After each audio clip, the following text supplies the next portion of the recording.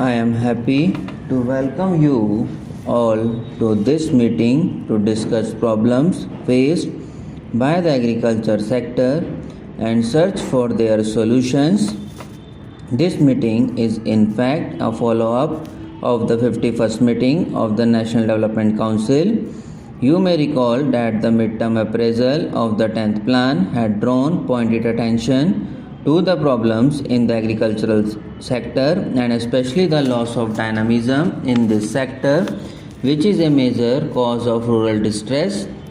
There was general agreement among chief ministers that this problem deserved urgent attention, and it was decided to constitute a subcommittee of the National Development Council under the chairmanship of Shri Sharad Pawar ji to examine in depth the problem facing Indian agriculture and to suggest implementable action plans. I am glad to learn that the subcommittee has been constituted and its first meeting has been convened.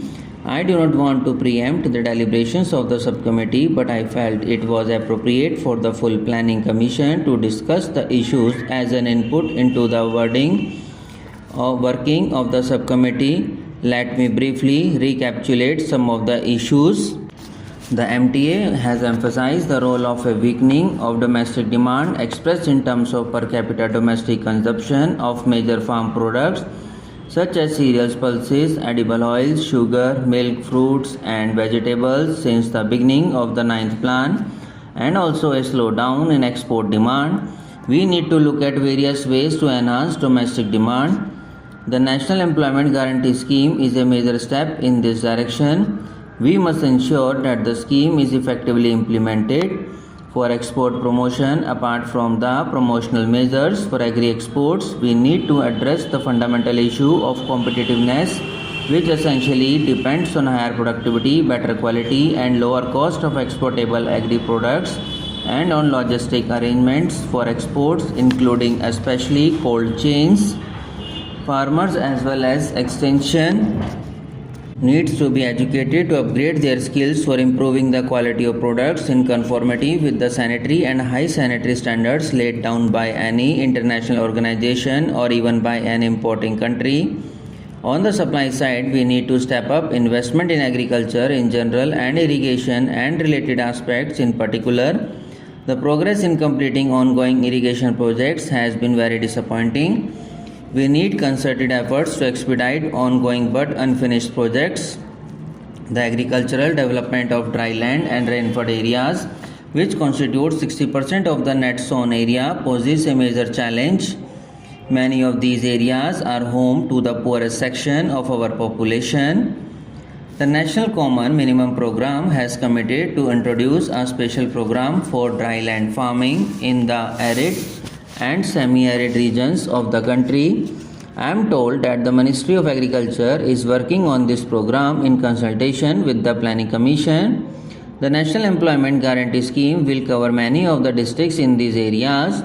This should provide immediate spur, but we have to ensure that these interventions lead to sustained growth and development.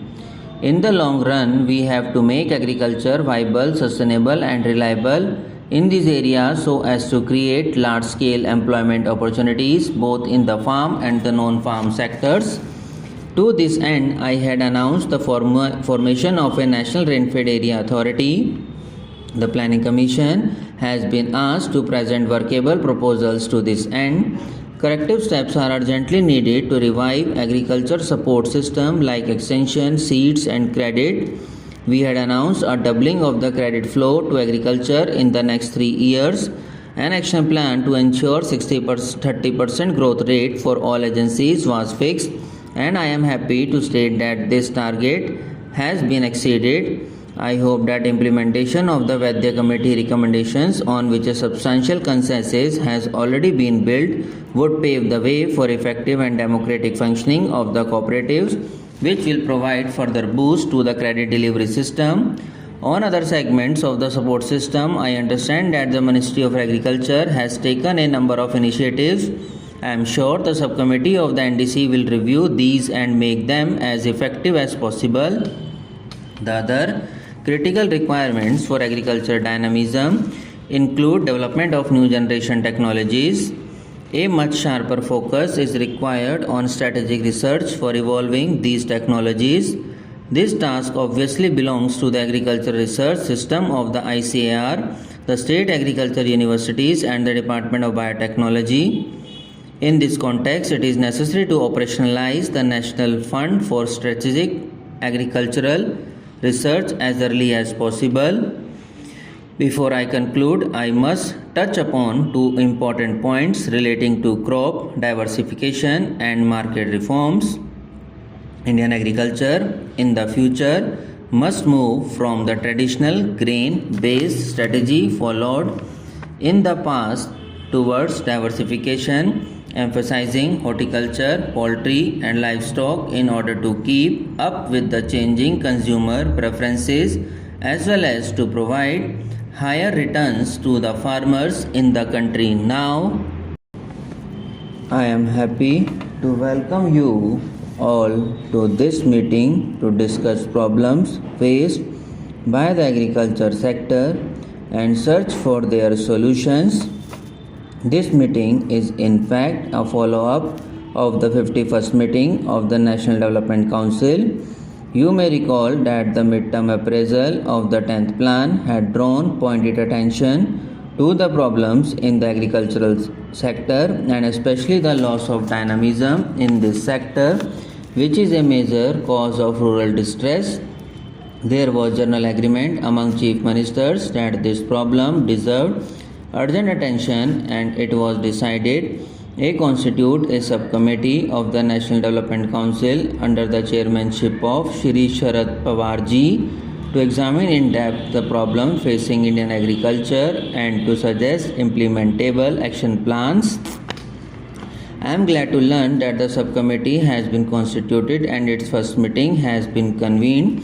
I do not want to preempt the deliberations of the subcommittee, but I felt it was appropriate for the full planning commission to discuss the issues as an input into the working of the subcommittee. Let me briefly recapitulate some of the issues.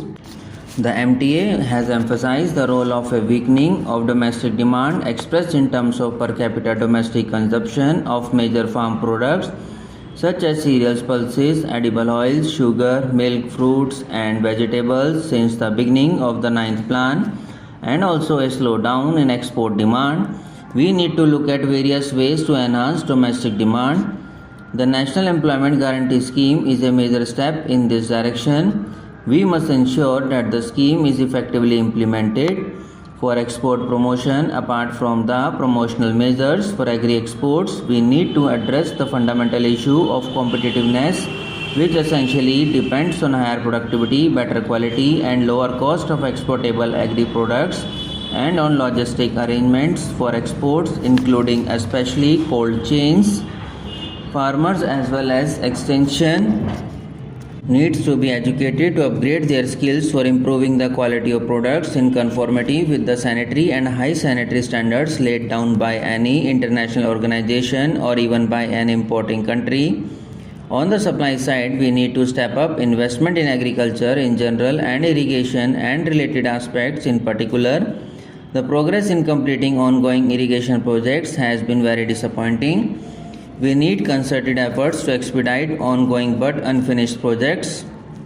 The agricultural development of dry land and rainfed areas, which constitute 60% of the net sown area, poses a major challenge. Many of these areas are home to the poorest section of our population. The National Common Minimum Program has committed to introduce a special program for dry land farming in the arid and semi-arid regions of the country. I am told that the Ministry of Agriculture is working on this program in consultation with the Planning Commission.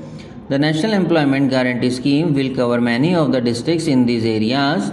This should provide immediate spur, but we have to ensure that these interventions lead to sustained growth and development. In the long run, we have to make agriculture viable, sustainable and reliable in these areas so as to create large-scale employment opportunities both in the farm and the non-farm sectors. To this end, I had announced the formation of a National Rainfed Area Authority. The Planning Commission has been asked to present workable proposals to this end.